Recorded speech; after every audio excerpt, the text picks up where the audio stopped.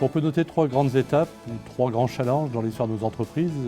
Le premier a démarré en 1912, donc quand la première CICAE s'est créée, celle de Roisel, et s'est terminée à la fin des années 50. Ça a été d'électrifier donc nos régions et de permettre d'apporter l'électricité dans tous les villages. La deuxième étape, le deuxième challenge, ça a été d'accompagner le développement des consommations qui sont accrues de façon accélérée entre les années 1960 et la fin des années 90. Donc c'était la période des 30 glorieuses, les besoins en énergie étaient importants.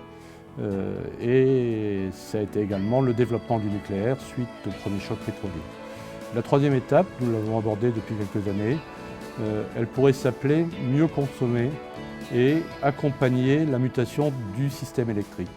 Mieux consommer tout d'abord parce que l'énergie va être chère, tous les spécialistes le disent, et que le seul moyen de parvenir à équilibrer une énergie chère, c'est de réduire sa consommation.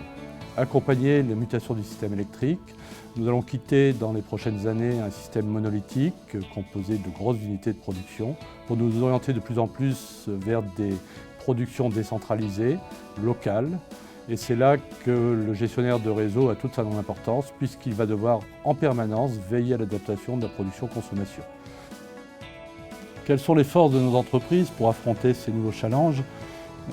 Je dirais qu'avant tout, nous sommes des entreprises de proximité qui connaissons parfaitement nos élus, nos clients, nos industriels.